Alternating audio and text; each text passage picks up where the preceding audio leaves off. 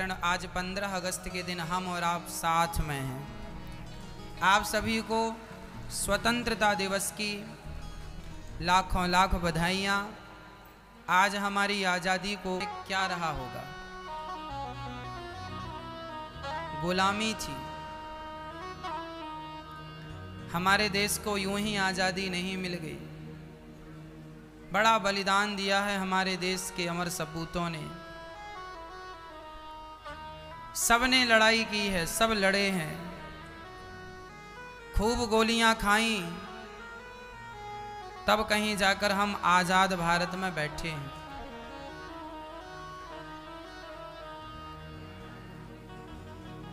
आप में से कौन कौन हैं जो भारत माता से प्यार करते हैं? हाथ उठाइए। करते हैं? सच्ची मैया करती हो? यदि हम सच्चे भारतवासी हैं और सच्चा प्यार करते हैं अपनी भारत माँ से, तो आज 15 अगस्त जैसा महान पर्व हमारे देश का, आज कसम खाइए कि आज के बाद कभी हम अपने देश में देशवासियों के साथ कभी भ्रष्टाचार नहीं करेंगे, कभी भ्रष्टाचार नहीं करेंगे, कभी भ्रष्टाचार नहीं करेंगे, पाप नहीं करेंगे। हमारे उन जवान शहीदों की कुर्बानी शर्मसार हो जाती है, वो देखते होंगे, हमें क्या कहते होंगे, राम राम इन्हें आज़ाद भारत दिया, तो ये उसकी वैल्यू नहीं कर रहे हैं, उसकी कीमत नहीं समझ रहे हैं, सताए जा रहे हैं। आज सच्ची बताऊं मेरी माँ, जितना अंग्रेजों ने सताया है, जितना मुगलों ने सताया है, उतना भ्रष्टाचारी भी तो सताता है। भ्रष्टाचार करने वाले हमें और आपको सताते हैं कि नहीं? हमारी हैसियत नहीं है फिर भी पैसे मांगते हैं। तब अंग्रेजों ने सताया, तब मुगलों ने सताया, अब ये भ्रष्टाचारी सता रहे हैं। यदि देश को आज़ाद करना है इन भ्रष्टाचारियों से, तो आने वाली संतान को ऐसे संस्कार देना, इतना राष्ट्र प्रेम भर देना उनके भीतर कि वह अपने देश से कभी गद्दारी ना करें। यह गद्दारी है कि हम भारतवासी आज भ्रष्टाचार, ये देश के प्रति गद्दारी नहीं तो क्या है? वो मर गए हमारे लिए, हमारी आज़ादी के लिए, और ये भ्रष्टाचार कर रहे हैं, पापाचार कर रहे हैं।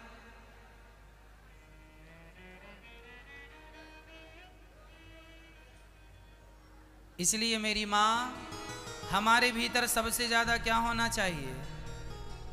क्या होना चाहिए? राष्ट्र प्रेम। हमारे भीतर सबसे ज्यादा क्या होना चाहिए? राष्ट्र प्रेम होना चाहिए। जननी जन्म भूमश्च स्वर्गादपि गरीयसी। जन्म देने वाली भूमि, हमारी जन्म देने वाली भूमि भारत माता है और हमारी माँ। इसलिए भारत माँ के ऐसे सपूत बनो कि भारत माँ की छाती में तो खंजर ना हम दें। इसलिए कहा करता हूँ, उन जवानों से हमें सीख लेना चाहिए जिन जवानों ने हमें आज़ादी दिलाई, जिन जवानों ने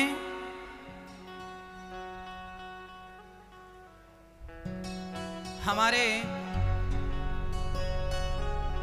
वो जवान जो छाती में गोलियां खा लेते हैं, जब याद करते हैं ना वो मंजर गुलामी का, चारों तरफ हिंदुस्तान अंग्रेजों से घिरा पड़ा था, ना आपकी कोई सुनता था ना हमारी कोई सुनता था, लेकिन धन्य है से महान वो जवान, वो व्यक्ति, वो लोग जो देश की आज़ादी के लिए कहा गया था, तुम मुझे खून दो मैं तुम्हें आज़ादी दूंगा। खून चाहिए, खून, बिना खून बहाए आज़ादी नहीं मिली।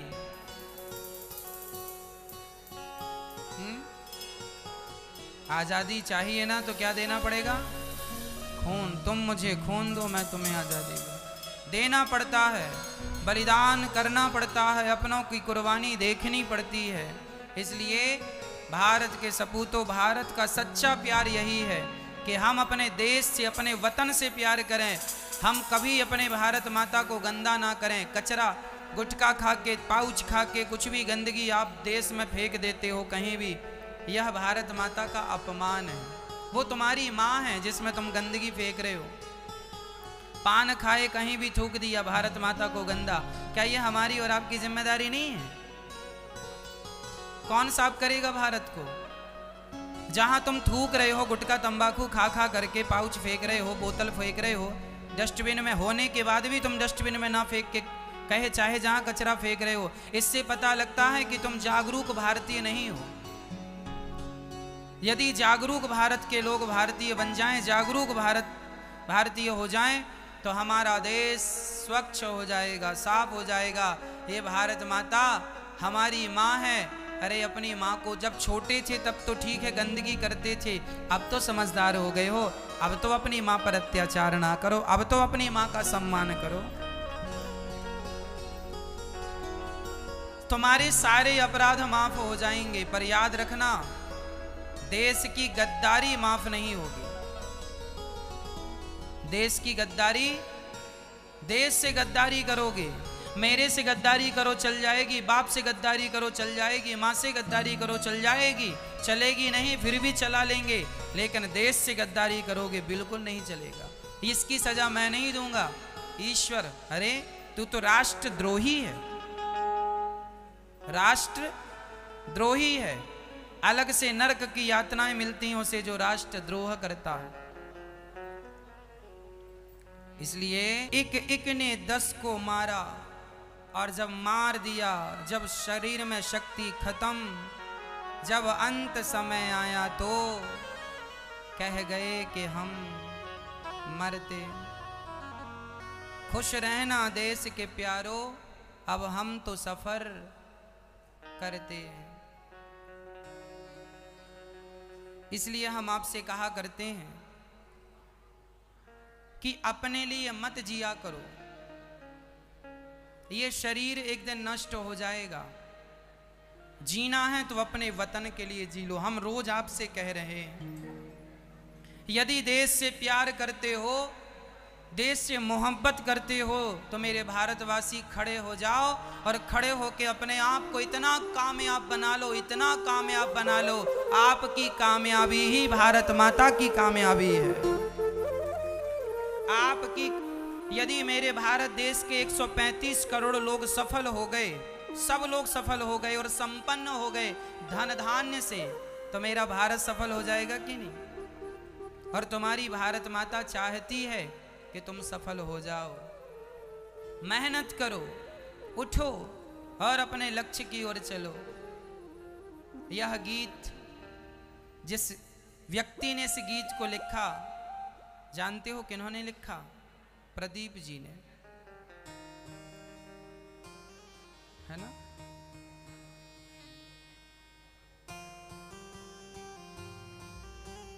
इसलिए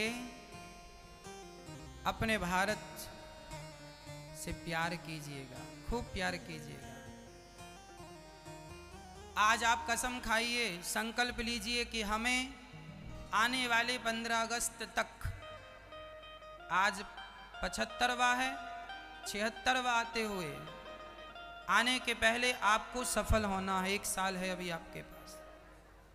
अगली बार जब आप भारत माता का ये गीत दोहराए हैं, मेरे वतन के लोगों, आज आप कहीं हैं, पर 1 साल में इतनी मेहनत कीजिए, इतना पसीना बहाइए कि आप पर लोग गर्व कर सकें, वाह ऐसी मेहनत करने वालों के पीछे लक्ष्मी माँ आती ही हैं, लक्ष्मी माँ कृपा करती हैं। संपन्न हो जाओ मेरे भारतवासियों, सफल हो जाओ और ईमानदारी से मेरे देश को चलाओ। भ्रष्टाचार ना हो, पापाचार ना हो। शिवरंजनी, भ्रष्टाचार बिल्कुल ना हो। आज से आप अपने बच्चों को कहेंगे, अपने पति को कहेंगे, अपने जो आपके बड़े बड़े डिपार्टमेंट में हैं उनको कहेंगे कि वो भ्रष्टाचार ना करें, गलत ना करें। यही देश प्रेम है। कहेंगे ना? खूब कहिएगा, प्यार कीजिए अपनी मिट्टी से। जब भगवान श्री कृष्ण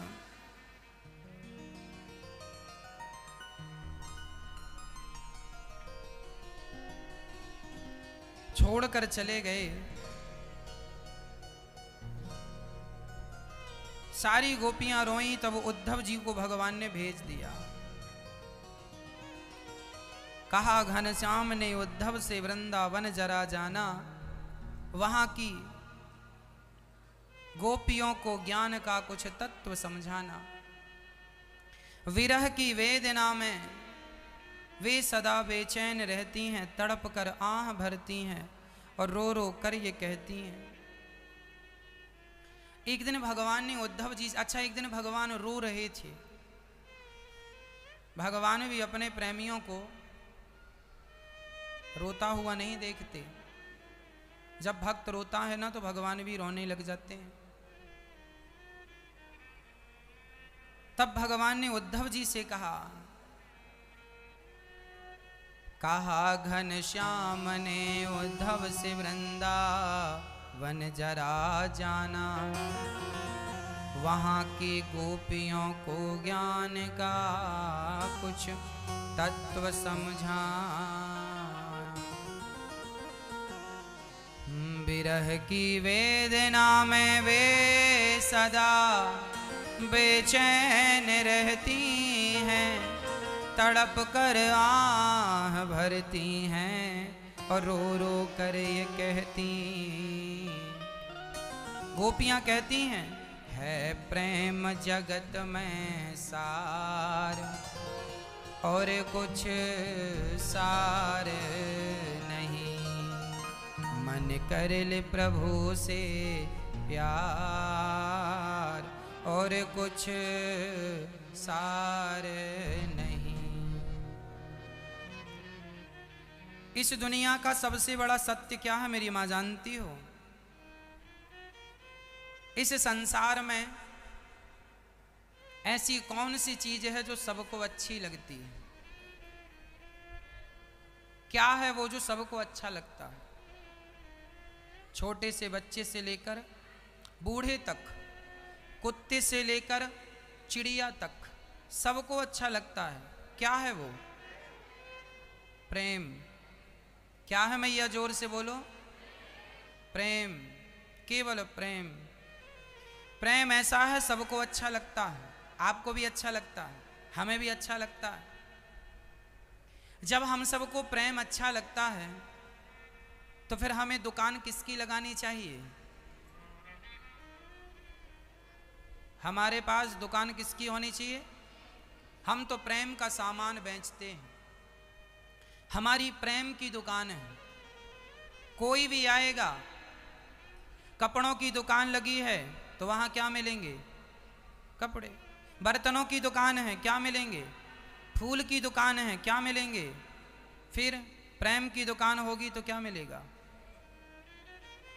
आपकी काहे की दुकान है? प्रेम की दुकान चलाओ, प्रेम दो और प्रेम। फिर जितना आपके अंदर अतिरिक्त कचरा भर रखा है, आपने ईर्ष्या, द्वेष, छल, कपट, निंदा, ये सब हटा दो और केवल प्रेम करो। केवल प्यार, केवल प्यार, केवल प्रेम सबसे। अच्छा, हम आपसे अच्छे से बात कर लें, हंसते मुस्कुराते, और आपसे पूछ लें भाई साहब कैसे हैं आप, कैसे आए, अच्छा लगा आपको, सब राजी मर्जी पूछ लें, आपको अच्छा लगता है ना? इतना ही तो चाहिए, और क्या चाहिए? आप कोई किसी से पैसे थोड़ी मांगते हैं। आज आदमी पैसे का भूखा नहीं है साहब, प्रेम का भूखा है। और एक बात बताएं, आप किसी को बेड़ियों में बांध के रखो तो वो शायद बेड़ियां खोल के भाग जाए, लेकिन प्रेम की बेड़ियां यदि किसी पे पड़ गई हैं और प्रेम की बेड़ियां डालने के बाद प्रेमी को कह दो धूप में खड़े रहना साहब, लोहे की बेड़ियां टूट सकती हैं पर प्रेम का बंधन कोई तोड़ नहीं सकता। लोहे से ज्यादा मजबूती प्रेम में होती है, हाँ या ना? फिर इसलिए हम कहा करते हैं, यदि बांधना ही है किसी को तो अपने प्रेम में बांधो। आज से कसम खाओ कि हम सबसे प्रेम करेंगे। अच्छा, अब आप कहें महाराज जी हम तो प्रेम करते हैं, सामने वाले को चूल्हे में जाने दो, वो करे ना करे उसकी मर्जी है, हम प्रेम करें। वो ना करे ना, मत कर तू प्रेम।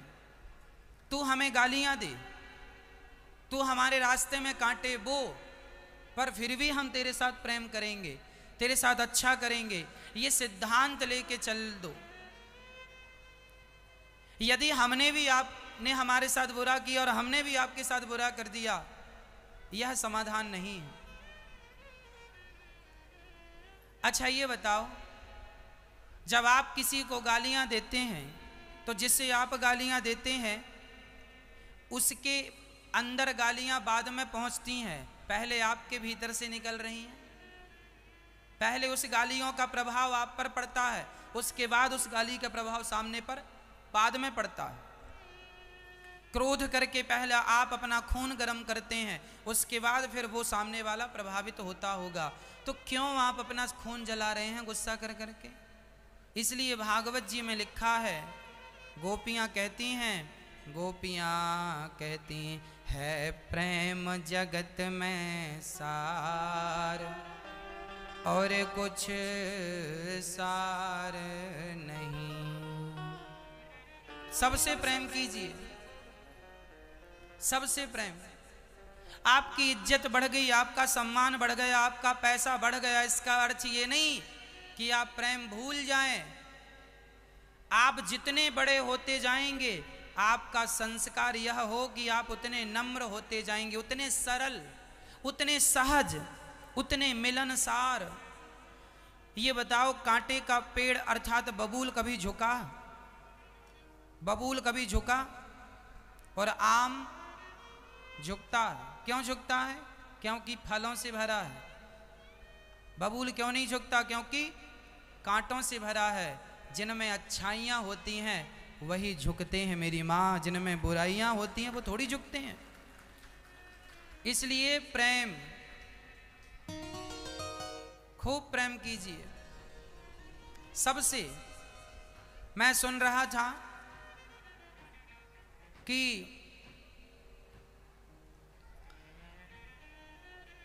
अंबानी, हमारे देश के अच्छे खासे पैसे वाले व्यक्ति अंबानी, आप सब जानते हैं। अंबानी साहब का मैं इंटरव्यू सुन रहा था एक दिन, तो किसी ने बताया कि अंबानी की बेटी पढ़ने के लिए जब लंदन गई तो वहाँ कॉलेज में उस लड़की का किसी लड़के से झगड़ा हो गया। बच्चे बच्चे हैं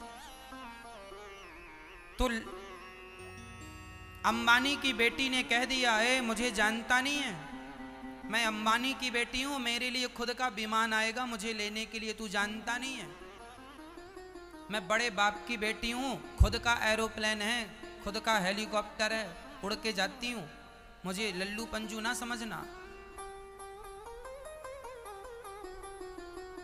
जब ये बात अंबानी को पता चली कि मेरी बेटी ने किसी को यह कहा है कि मेरे बाप का एरोप्लेन है और मैं छोटे मोटे बाप की बेटी नहीं हूं, तब यहां से अंबानी ने अपनी बेटी को फोन मिलाया और कहा, बेटी तुम्हें जो खर्चे को पैसे दिए थे उसी को बचाओ और अपना टिकट कराओ और खुद वापस आओ पढ़ाई पूरी करके। जब अंबानी को पता चला कि मेरी बेटी बड़े बाप का रौब दिखा रही है तो उन्होंने अपने बेटी के लिए विमान नहीं भेजा, उसने पैसे बचाए और टिकट कटाई और फिर सबके साथ बैठकर सामान्य सीट में, नॉर्मल सीट में आई। फर्स्ट क्लास सीट जो होती है बिजनेसमैन, उसके लिए भी उसके पास पैसे नहीं थे। बिजनेस क्लास सामान्य लोगों के बीच में बैठ के आई। किसी ने अंबानी से कहा, क्यों जी आप अपनी बेटी के साथ ऐसा क्यों करते हैं? अंबानी ने कहा, इसलिए ताकि इसे ये पता चले कि हमें अहंकार नहीं करना चाहिए। सादगी में जितना मजा है, सादगी में जितना सुख है, अहंकार भरी जिंदगी में इतना सुख नहीं। अहंकारी व्यक्ति अपने अहंकार के कारण कई लोगों को रौंदता है, अर्थात अपमान करता है, उसे नीचा दिखाता है। एक बार अंबानी के बेटे ने वॉचमैन को डांट दिया, गालियां दे दी वॉचमैन को। अंबानी को पता चला, अपने बेटे को बुलाया, यहाँ आओ। वॉचमैन के सामने वॉचमैन का पूरा परिवार बुलाया, वॉचमैन की पत्नी, वॉचमैन का बेटा बुलाया और अपने बेटे से कहा कान पकड़ो और वॉचमैन से उठक बैठक लगा के सॉरी कहो। अरे पापा ये क्या करा रहे हैं, मैं आपका बेटा हूं, आपके जैसा बड़ा पैसे वाला कौन है और मैं वॉचमैन के सामने। तब अंबानी जी ने कहा बेटा बड़ा बनने के लिए हमें छोटों को समझना होता। यदि आप छोटों को नहीं समझेंगे, छोटों का दिल नहीं जीतेंगे, ये बताओ हमें बड़ा बनाता कौन है? कौन बनाता है बड़ा? अंबानी इतने बड़े हो गए, उन्हें बड़ा बनाया किसने? भारत की आम जनता ने बड़ा बनाया। यदि भारत की आम जनता ही नकार दे तो कौन बड़ा बन सकता है? जिन्हें हम छोटा कहते हैं, सच्ची तो यह है कि उन छोटों के कारण ही हम बड़े होते हैं, नहीं तो हमारा कोई अस्तित्व ना हो। इसलिए कभी किसी छोटे व्यक्ति का अपमान ना करना, छोटे व्यक्ति का नादर ना करना। पता नहीं वह व्यक्ति कब आपके किस काम पे आ जाए। जीवन में आप अपने आप को इतना बढ़िया बनाओ, अपने बच्चों को इतना संस्कार दो कि कभी आपकी वाणी से, आपके वचन से किसी का अपमान ना हो। मैं अपनी वाणी से, दिन भर आप लोग मिलते हैं, दिन भर आप लोग आते हैं, मैं कोशिश करता हूँ कि किसी प्रकार में किसी को ऐसा शब्द ना कहूँ जिससे उसका कम से कम 2000 लोग रोज मिलते होंगे। दास अनिरुद्ध लगभग 2000 लोगों से रोज मिलता है। 2 से 3000 लोगों से हम रोज मिलते हैं, लेकिन 3000 लोगों में एक भी व्यक्ति, छोटा सा बच्चा हो या बूढ़ा सा वृद्ध हो, मैं कभी किसी का दिल दुखाने का भाव नहीं रखता। यहाँ आया है, यदि उसकी होठों पे मुस्कान आ जाए तो यही तो हमारा सबसे बड़ा धर्म और पुण्य है। यदि आप हमारे दरवाजे में आए हैं और यदि हमने आपको मुस्कुराते हुए यहाँ से विदा किया तो यही तो हमारा धर्म है, यही तो हमारा पुण्य है, यही तो हमारी कमाई है। आपकी होठों पे मुस्कान लाना यही हमारी कमाई है। इसलिए कोशिश कीजिए कि हमारे व्यवहार से, हमारी वाणी से कभी किसी का दिल ना दुखे, और यही संस्कार बच्चों को देना। ये नहीं कि तुम बड़े बाप की औलाद हो तो किसी को भी गालियां दोगे, किसी का भी अपमान करोगे। मैं कह चुका हूं, झाड़ू पोंछा करने वाले लोगों का भी सम्मान किया करो, अपमान किसी का ना हो। सबकी अपनी जिंदगी होती है, सबकी अपनी मजबूरियां। मैं कह चुका हूं, समय कब भिखारी बना दे और समय कब राजा बना दे, मैंने दोनों दिन देखे। इसलिए अपमान ना हो। जब मैं भिखारी था तब भी मुझे लोग अपमानित करते थे, वो अपमान करके चले जाते थे, पर मुझे अच्छा नहीं लगता था। अब तो वो सब बातें गईं, पर फिर भी मैं आज भी अपने आप को उसी जगह समझता हूँ कि मैं वही हूँ। और आपसे यही प्रार्थना करता हूँ, किसी गरीब से गरीब आदमी का अपमान ना करना। उसका भी अपना मन है, उसका भी अपना विचार है, उसकी भी अपनी फीलिंग है, उनकी भी अपनी भावनाएं हैं। क्या फायदा हमें किसी का दिल दुखाने से? यदि दे सको तो मुस्कान देना, दे सको तो क्या देना? हाँ, मुस्कान देना। सबका सम्मान करना सीखो, सबका आदर करना, अपनी माँ का आदर, अपने पिता का सम्मान, अपने भाई का सम्मान, अपने बहन का सम्मान, अपने परिवार में सभी का सम्मान, पड़ोसियों का सम्मान। अरे भाई, आप भले हमारे लिए कांटे बिछाएं, पर हमारे लिए, हम तो आपके लिए फूल बिछाए बैठे हैं। अब आपकी मर्जी, आप क्या बिछा रहे हैं। जो तुमको कांटा बुबे ताही बोए तो फूल, तो को फूल है, वाको है त्रिशूल। सच्ची कहता हूँ माँ, यदि आपने किसी के साथ गलत नहीं किया तो विधाता गवाह हैं, वो आपके साथ गलत नहीं होने देंगे। और जो आज आपको गालियां दे रहे हैं ना, आप मेहनत करते जाओ, ईमानदारी से चलते जाओ। यही लोग, चेहरे याद रखना, जो आज गालियां दे रहे हैं, कल आपके सामने फूल बिछाए खड़े होंगे ये आपके स्वागत के लिए। जरा समय आने दो, जरा समय का इंतजार कर लो। आएगा वो दिन जब ये तुम्हें गालियां देने वाले। मैं जानता हूँ ये सब चीजें मेरे जीवन में हो चुकी हैं, गुजर चुकी हैं। जो लोग मुझे गालियां दिया करते थे, अभी 4 दिन पहले एक मैया का फोन आया। वो मैया महू की धारनाका की मैया हैं। मध्य प्रदेश में इंदौर शहर, इंदौर में महू, महू में एक धारनाका, वहाँ हम बहुत कथाएं किया करते थे। वहाँ बहुत प्रेमी लोग आज भी हैं जो आज भी कथा सुन रहे हैं और अभी भी सुन रहे होंगे। अभी 4 दिन पहले वहाँ से एक मैया का फ़ोन आया और वो मैया रोती रोती बोली, गुरुजी हमें माफ़ कर दो। हमें आश्चर्य लगा, मैया आप हमसे माफ़ी क्यों मांग रही हो? आपने अपराध क्या किया है? हमें पता नहीं कि वो मैया का अपराध क्या था, पर उनका आज वर्षों बाद फ़ोन आया, वर्षों बाद, आज 4 दिन पहले फ़ोन आया। उन्होंने कहा, महाराज जी एक बार हमने आपको घर बुलाया पर आपकी व्यस्तता थी और आप आ नहीं पाए, तो हमें गुस्सा आ गया था और हमने गुस्सा में कह दिया भाड़ में जाओ, मत आओ।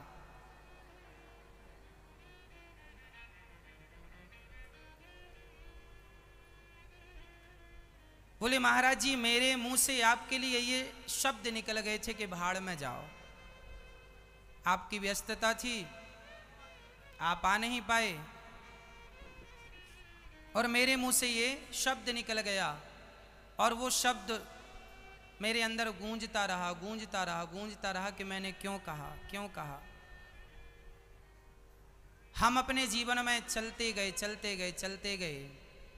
आज जब वो मैया ने देखा कितनी माँओं की यहाँ सेवा हो रही है, ये दास रोज कथा सुना रहा है, तो मैया को लगा कि मुझे, वो अब बोली कि मैं बहुत वृद्ध हो गई हूँ, कभी भी प्राण निकल सकते हैं, तो मैं ये बोझ लेके मरना नहीं चाहती। उन्होंने एक सॉरी कह दिया। मैंने कहा मैया मुझे तो पता भी नहीं कि कब की बात है, आपने अपने मन में कह लिया होगा, हमें थोड़ी पता, हमें तो पता ही नहीं है। और हम कभी किसी के बारे में गलत नहीं सोचते। कभी समय नहीं होता तो भले आपसे ना मिल पाएं, पर समय होता है तो आपसे मिलते हैं, सुनते हैं आपकी हर बात को। समय नहीं है तो फिर कैसे पॉसिबल है। उन्होंने सॉरी कहा।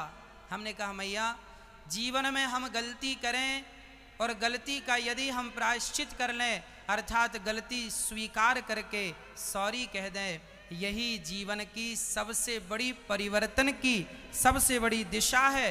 हम अपने आप को यदि सॉरी कह दें, क्षमा मांग लें, हमने गलती की तो हम माफ़ी मांग लें, बस खत्म, वो बोझ हल्का हो जाता है। समस्याएं तब खड़ी होती हैं जब लोग गलतियां तो करते हैं पर उस गलतियों को स्वीकार नहीं करते। मैं आपसे केवल यही निवेदन करता हूं, कोई आपका बुरा नहीं कर सकता।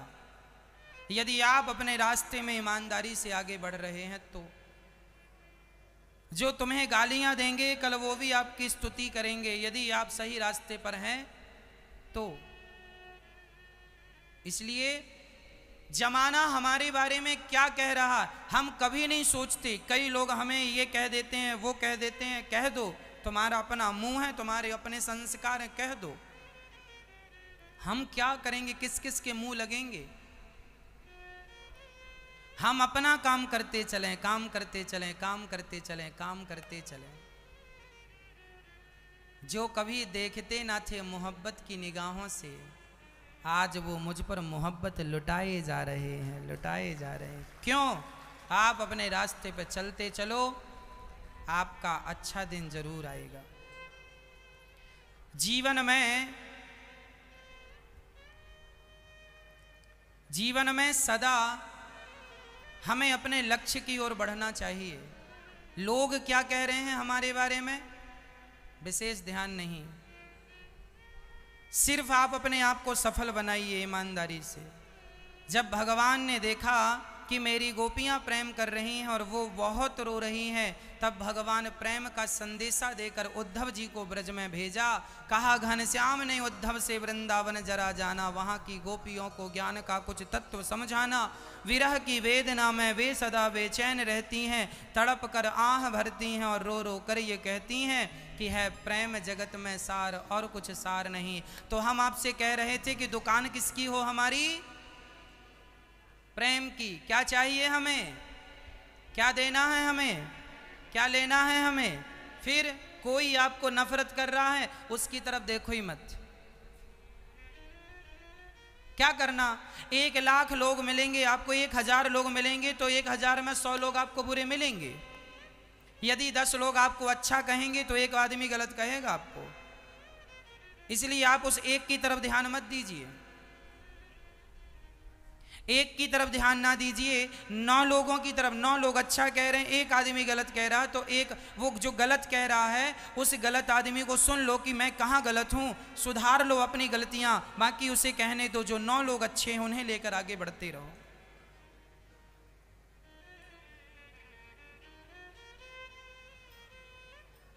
इसलिए मेरी माँ, भगवान से यही प्रार्थना करो कि प्रभु मेरी वाणी से, जब मैं रोज कथा में आता हूँ ना तो भगवान से प्रार्थना करके आता हूँ, प्रभु मेरी वाणी से ऐसा कोई शब्द ना निकल जाए जिस शब्द से लोगों का हृदय दुखी हो जाए। सदा ऐसे शब्द निकलें, सदा ऐसी बातें निकलें जिससे मेरे भारतवासियों का हृदय प्रसन्नता से भर जाए, उनका हृदय ज्ञान से भर जाए, उनका हृदय भक्ति से भर जाए, मेरी वाणी से कभी किसी का दिल ना दुखे। ऐसी प्रार्थना मैं रोज करता हूँ बिहारी जी से। आप भी ऐसी प्रार्थना किया करो कि मेरी वाणी से किसी का दिल ना दुखे। भगवान से प्रेम, इस दुनिया में प्रेम ही सत्य है, प्रेम ही सार है। भगवान से आपका प्यार नहीं हुआ और सब कुछ है तो प्यार नहीं है, सब कुछ होने पर भी कोई अर्थ नहीं, क्योंकि प्यार नहीं है। आपकी पत्नी आपसे प्यार ना करे तो क्या आप खुश रहेंगे? आपका पति आपसे प्यार ना करे, आप खुश रहेंगे? बोलो मैया जी। आपका पति आपसे प्यार ना करे, अच्छा आपका बेटा आपसे प्यार ना करे, आप खुश रहेंगी?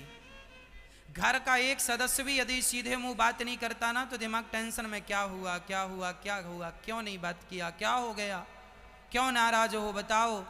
बेटी रूठ गई, बेटा रूठ गया, माँ रूठ गई, पिता रूठ गया, क्यों रूठ गए?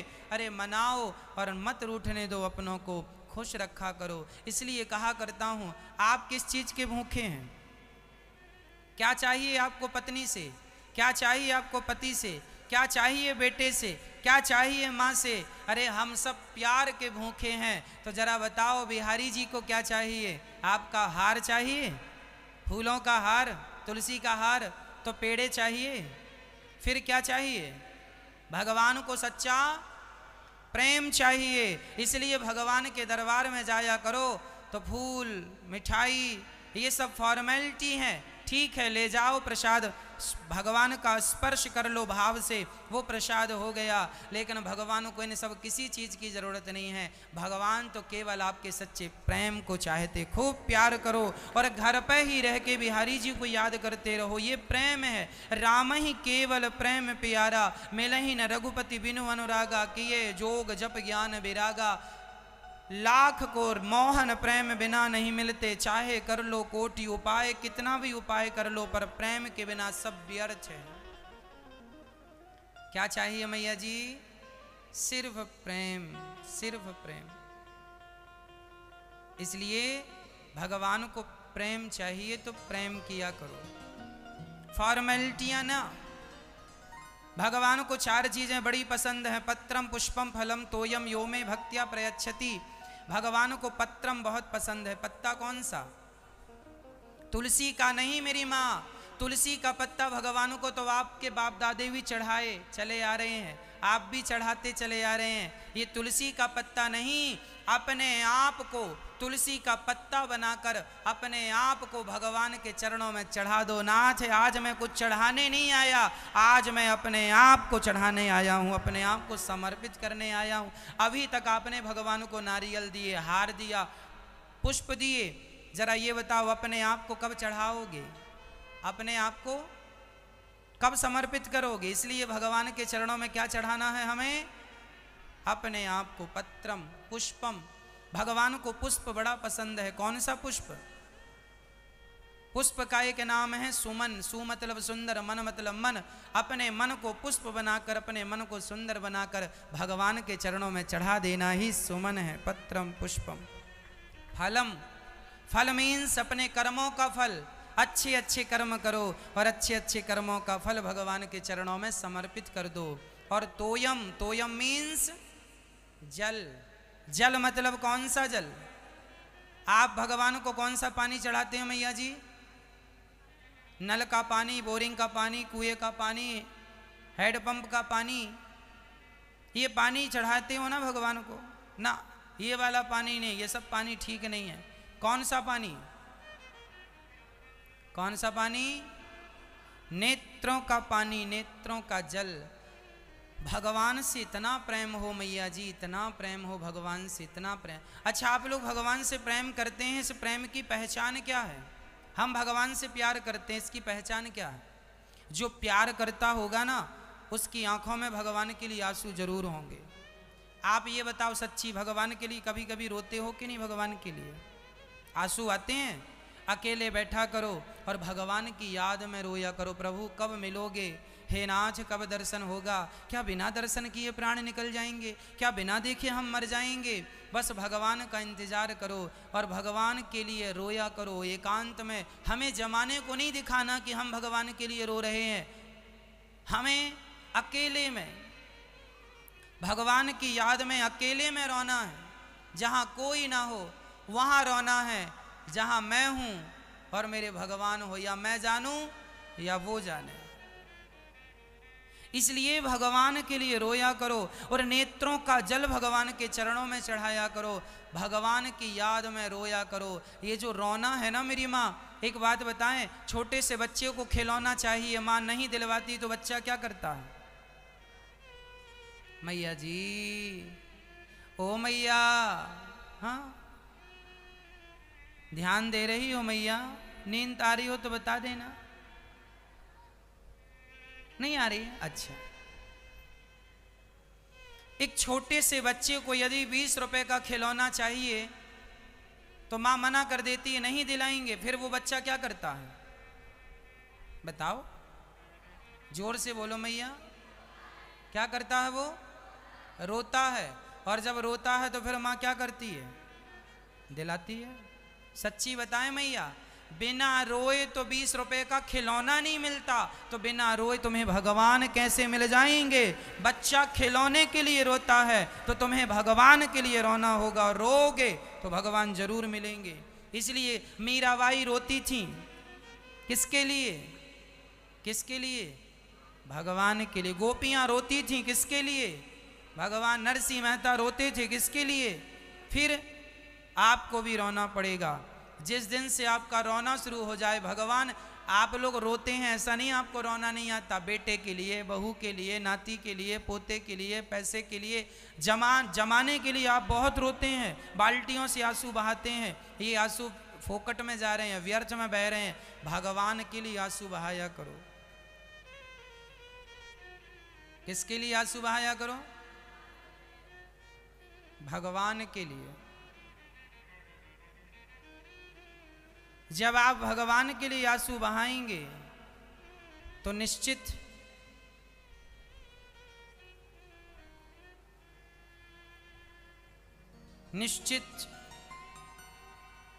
आपका बेड़ा पार होना ही होना है। इसलिए आंसू किसके लिए बहा रहे हैं आप ये देख लीजिएगा। आपके आंसुओं में प्रेम होना चाहिए, वो श्रद्धा होनी चाहिए, वो प्रेम। जब उद्धव जी चले मां यशोदा से मिलते हैं, मां यशोदा कहती हैं, बताओ मेरा कृष्ण कहाँ है? उद्धव मेरा कृष्ण नहीं आएगा क्या? आएंगे मां, आएंगे आएंगे। कब आएगा? 2 दिन का कहा, अभी तक तो आया नहीं। आएंगे मां, धैर्य रखो, धीरज रखो, धीरज रखो, धीरज रखो। प्रिय भक्तों,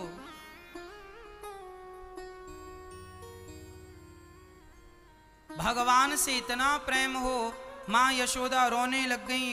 कह देना मेरे कृष्ण से, तेरी मां जी ना पाएगी, तेरी मां रह ना पाएगी, उद्धव मैं मर जाऊंगी कृष्ण के बिना। जब उद्धव ने ऐसा प्रेम मां यशोदा का देखा तो आश्चर्य में आ गए, ऐसा प्रेम मैंने कहीं देखा नहीं। तब उद्धव जी महाराज गोपियों के पास गए तो जितना प्रेम माँ का था उससे 20 ही गोपियों का था। सारी गोपियां रो रही थी और आपस में रोती रोती वो कृष्ण का चिंतन करती जाती, मेरा कृष्ण कब आएगा। एक सखी तो पेंटिंग बना रही थी, आंखें सुंदर, कान सुंदर, गाल सुंदर, बाल सुंदर। भगवान के श्री चरणों में अपने मन को लगाए हुए थी। तभी उन्होंने भगवान के श्री चरणों में पर जब मन को लगाया, ध्यान कर रही थी भगवान का। एक सखी बोली आज मेरे सपने में आए, मक्खन चुराया, मटकी तोड़ी। एक सखी बोली मेरे सपने में मेरे गोद में बैठे। एक सखी बोली मेरे सपने में आज भगवान आए और उन्होंने मेरे साथ नृत्य किया। ये सारी बातें चल रही थी। गोपियाँ बोली राधा तुम बताओ आज तुमने सपने में क्या देखा। राधा बोली आज तो मैं नींद में सोई, आज मैं सोई ही नहीं। मैं आज क्या, मैं कभी सोई। जिस दिन से कृष्ण गए हैं उस दिन से ये आंखें बंद होने का नाम नहीं लेती। आंखें खुली हैं, बस इंतजार कृष्ण का है। कह के गए हैं 2 दिन बाद आऊँगा, जब तक आ नहीं जाते तब तक नींद नहीं आएगी। सो कर क्या करें, मैं सो गई और तब कृष्ण आए, तो इसलिए पलकें बिछाए खड़ी हूँ उनके इंतजार में। सिर्फ उनका इंतजार है। जीवन में इंतजार किसका है? केवल भगवान का। जीवन में भगवान का इंतजार हमें होना चाहिए। इंतजार किसका हो? हमें भगवान का इंतजार, सिर्फ भगवान का, केवल कृष्ण का इंतजार। गोपियां बोली आने को कहा, आए तो नहीं। उद्धव जी समझाए। एक सखी बोली चिंता ना कर, आशा रख पगली आएंगे, आशा रख पगली आएंगे, हरि आएंगे, आएंगे, हरि आएंगे, हरि आएंगे, हरि आएंगे। भगवान से कहा कि कृष्ण अब प्राण निकल जाएंगे। ये जो प्रेम है ना भक्तों, ये जो भगवान के लिए रोना है, तड़पना है, सच्ची कहता हूँ भगवान के प्रेम में जो सुख मिलता है ना वो कहीं नहीं। आप इस सुख से वंचित ना रह जाएं, इसलिए हम आपको प्रेम की शिक्षा दे रहे हैं। गोपियां भगवान के चरणों में निवेदन कर रही, तभी भौरा भंवर गीत गोपियों ने गाया। भौरा प्रकट हो गया, साक्षात भगवान भंवर बन करके प्रकट हो गए। गोपियां बोली क्यों हमारे पाँव में गुंजार कर रहा, चूम क्यों रहा पाँव को? तू काला है ना, कपटी है। तेरा कृष्ण भी काला है, तू छोड़ कर चला गया ना तेरा कृष्ण। क्या बिगाड़ा था हम गोपियों ने? प्यार ही तो किया था, छोड़ के चला गया। यह एक जन्म का नहीं, जन्म जन्म का कपटी है। गोपियाँ यह शिकायत क्यों? जहाँ प्रेम है ना वहाँ ये शिकायतें भी हैं। गोपियाँ कृष्ण से अत्यधिक प्रेम करती हैं, इसलिए वह गालियाँ भी दे सकती हैं। कपटी कह रही हैं, ये गाली है। गोपियाँ कृष्ण को कपटी क्यों? क्योंकि वो प्रेम करती हैं, और जो प्रेम करता है आपसे उसे डांटने का आपको पूरा हक होता है, अधिकार होता है। गोपियाँ भगवान से बहुत प्रेम करती हैं। और सच्ची तो यह है कि उद्धव को प्रेम की पाठशाला में भगवान ने जानकर भेजा। बड़ा ज्ञान आ गया था, बड़ा अहंकार था उद्धव जी को। ज्ञानी व्यक्ति को प्रेम का पाठ तो पढ़ाना ही पड़ता है।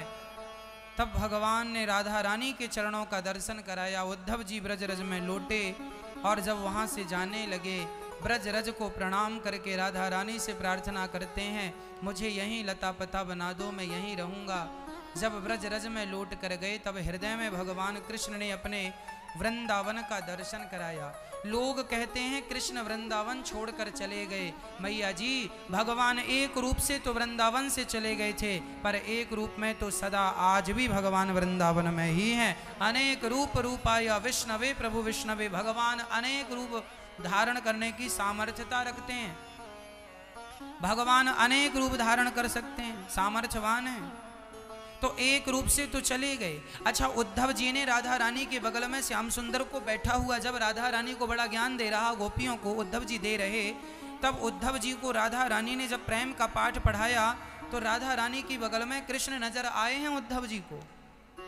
उन्हें आश्चर्य हुआ, मैं तो कृष्ण को छोड़ के आया हूं अभी, और ये यहाँ क्या कर रहे हैं? जिन्हें तुम छोड़ के आए हो उद्धव जी, वह कण कण में व्याप्त हैं। उद्धव जी कण कण में व्याप्त भगवान हैं, केवल ये बता रहे थे, और गोपियां कण कण में व्याप्त हैं, भगवान को देख रही थीं। एक बता रहे हैं, एक देख रहे हैं, एक साक्षात्कार कर रहे हैं और एक सिर्फ उपदेश कर रहे हैं। एक कह रहा है सत्य बोलो और एक बोल रहा है। अब ये बताओ कि बोलने वाला श्रेष्ठ है या उस ज्ञान को चरितार्थ करने वाला श्रेष्ठ है, चरित्र में उतारने वाला। इसलिए हम कहा करते हैं कम बोला करो, और जो बोला करो पहले उतारा करो, उसे चरितार्थ किया करो। हम आपको कथा में जितनी बातें बताते हैं लगभग बातें ऐसी हैं जो शास्त्रोक्त बातें तो हैं, लेकिन उन बातों को पहले हमने अपने जीवन में उतार कर देखा है। इसका फायदा क्या है? परोपकार करना चाहिए, दान करना चाहिए। आपने सुना होगा कि दान करना चाहिए, आप करते भी हैं दान, लेकिन मैं जानता हूं मेरी माँ कि दान करने से कितनी बड़ी विपत्ति टल जाती है। सच्ची बताऊं माँ, यदि यमराज भी आकर खड़े हो जाएं और आप यदि सच्चे दानी हैं, दानम दुर्गति नाशनम, यदि आपके अंदर दान करने का, देने का भाव है, सेवा का भाव है, तो एक बार तो यमराज भी पलट के चले जाते हैं, यार ये तो सेवा में लगा है, इसे ले जाकर मैं क्या करूँगा। इसलिए दानी व्यक्ति, सेवादार व्यक्ति जो सेवा में लगा है, उसको देखने के लिए तो यमराज भी एक बार सोचते हैं। इसलिए दानम दुर्गति नाशनम लिखा हुआ है शास्त्रों में कि दान करने वाले की कभी दुर्गति, दुर्दशा नहीं होती। इसलिए ये दास सवेरे से शाम तक, आप देखते हैं गौरी गोपाल वृद्धाश्रम में सवेरे से शाम तक केवल दिया जाता है। क्या दिया जा रहा है? सुबह से शाम तक पेट भर भोजन सबको दिया। कोई भी आ जाए इस दरवाजे में, कोई भी आ जाए, कम से कम 10,000 लोग रोज कम से कम भोजन ग्रहण करते होंगे। लगभग 10,000 रोज भोजन करते हैं। 8,000 से 10,000 के बीच में लोग रोज भोजन ग्रहण करते हैं। और सभी प्रकार का भोजन, मुझे लगता है वह भोजन देने का प्रयास रहता है जो बड़े से बड़े होटल, बड़े से बड़े रेस्टोरेंट में भी ऐसा भोजन आपको नहीं मिलता होगा। आपने शायद खाया हो तो आपको पता होगा। खाया है आपने? अच्छे से अच्छे रेस्टोरेंट में पैसा देकर भी ऐसा भोजन आपको नहीं मिलेगा, नहीं मिलता, ऐसी शुद्धता से नहीं मिलता। यहाँ पे भोजन नहीं है, यहाँ तो गौरी गोपाल जी का प्रसाद है। इसलिए हमने ये देखा है कि देने वाला सदा सुखी रहता है। कई लोगों ने हमसे कहा, महाराज जी हमने जब से अन्न क्षेत्र में दान दिया है, अन्न के लिए हमने जब से अपने नाम का लंगर अन्न क्षेत्र बंटवाया है, तब से हमारे जीवन में मां अन्नपूर्णा की, भगवान की कृपा बरसती ही जा रही है। जब से दिया है तब से वह तुम्हारे प्रश्न का उत्तर देंगे। राजा सेना की टुकड़ी लेकर चला, संत जी के पास जला, संत जी को प्रणाम किया। जंगल में कुटिया बना के एक महात्मा रहते थे। वह महात्मा पूरा शरीर उनका जल रहा था, जले थे। वो अंगार खाने का प्रयास, वो पागल से थे, साइको जिसको कहते हैं, पूरा दिमाग खराब था। वो क्या खा रहे थे? आग जल रही थी तो आग के अंगारे पकड़ पकड़ खाएं तो मुंह जल जाए। पूरा शरीर जल गया था। अंगार तो कोई खा नहीं सकता, लेकिन खाने का प्रयास करे तो जलेगा। वो महात्मा जी जले थे। राजा ने कहा, महाराज ये क्या दुर्दशा बना रखी है? अरे आपको हम भरपेट भोजन देंगे, चलो हमारे राज्य में, क्या अंगार खाते हो? उस महात्मा ने कहा, राजन हमें बस तेरा इंतजार था, बोल तुझे क्या चाहिए? मैं ये पूछने आया हूं कि मैं ही राजा क्यों बना? अंगार खाने वाले व्यक्ति ने कहा, यहां से आगे एक संत बैठे हैं, वो तुझे बताएंगे कि तू ही राजा क्यों बना, जा वहां। राजा फिर टुकड़ी सेना की लेके आगे गए वहां एक संत जी बैठे थे। पूछा, मैं ही राजा क्यों बना, और लोग राजा क्यों नहीं बने? जिस दिन मेरा जन्मदिन था उसी दिन तो बहुत लोगों का जन्म हुआ, उसी तारीख में बहुत लोग जन्मे हैं, उसी नक्षत्र में बहुत लोग जन्मे हैं, पर वो राजा नहीं बने, मैं राजा बना क्यों? वह महात्मा बोले, राजन, यहां से वो महात्मा अपना मांस खा रहे थे नोच नोच के, पूरा शरीर लहू लुहान था। राजा बोले, ये क्या महाराज, रोटी खाइए, अपना मांस खा रहे हैं। चमड़ी बिल्कुल निकल रही थी, घाव घाव थे, अपने आप को काट रहे थे वो। उनका भी शायद दिमाग ऐसे ही था। उन्होंने कहा कि फलाने गांव में एक बच्चा पैदा होने वाला, वह तुझे बताएगा कि तू ही राजा क्यों बना। अब राजा तो और घबरा गई, ये क्या माजरा है, कोई बताता ही नहीं, सब आगे भेज देते हैं। गांव में गए, एक बच्चा पैदा हुआ, उसको राजा ने गोद में लिया, बताओ मैं ही राजा क्यों बना, वो दो लोगों ने तुम्हारा पता दिया है। उस बच्चे ने हंसते हुए कहा, राजा साहब, मैं तुम्हें बताने के लिए ही पैदा हुआ हूं कि तुम राजा क्यों बने हो। अच्छा तो बताओ। बोले, तुम, हम और वह दो संत, एक अंगार खाने वाले और एक अपना मांस खाने वाले, हम चारों पिछले जन्म में सगे भाई थे। हम चारों सगे भाई थे, जंगल में हम रास्ता भटक गए थे, हमें बड़ी भूख लगी थी, हम चारों भूखे थे। तभी आपको, हमको, चारों को किसी नगर में हम लोगों ने भिक्षा मांगी तो हमें भोजन मिला, और हम भोजन नदी के किनारे लाकर चारों अपनी अपनी पत्तल पर बढ़िया भोजन सजाए थे, और भोजन करने ही वाले थे कि एक भिखारी आ गया, भूखा, बहुत भूखा था। उसने कह दिया, सबसे पहले बड़े भैया से मांगा, बड़े भैया, भैया जी हमें बड़ी भूख लगी है, हमें भोजन दे दो।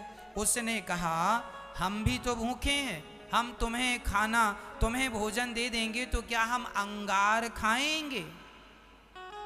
तो आज वो अंगार खा रहे हैं। दूसरे से कहा कि आप भोजन दीजिए, उन्होंने कह दिया, हम भोजन देंगे तो क्या हम अपना मांस खाएंगे? तो वो अपना खा रहे हैं, आज बुद्धि ऐसी बनी, वो अपना ही खा रहे हैं। और हमसे, वो बच्चे ने कहा, हमसे मांगा, तीसरे नंबर के हम थे, हमसे कहा कि भोजन दे दो, अपना हमें भूख लगी है। एक भूखे ने भोजन की डिमांड की और हमने कह दिया कि हम तुम्हें भोजन दे देंगे तो हम भूख से मर नहीं जाएंगे, तो हम अभी पैदा हुए हैं और अभी मर जाएंगे। और राजन, आप राजा क्यों बने जानते हैं? पिछले जन्म में आप स्वयं भूखे थे, लेकिन आपने भूख होने पर भी आपने अपनी पूरी की पूरी थाली उस भूखे को दे दी, और जब उसने पेट भर भोजन किया तो उसने आशीर्वाद दिया, विधाता तुम्हें बहुत दें। उस बहुत दें का जो फल था वह विधाता ने सुन लिया और तुम्हें राजा बना के भेज दिया। तुमने किसी को पिछले जन्म में एक व्यक्ति को पेट भर भोजन दिया, जिसके कारण तुम्हें विधाता ने राजा बनाया। इसलिए हमारे सनातन धर्म में सबसे श्रेष्ठ दान है अन्नदान, इससे बड़ा कोई दान नहीं। इसलिए हम सबके बिना रह सकते हैं,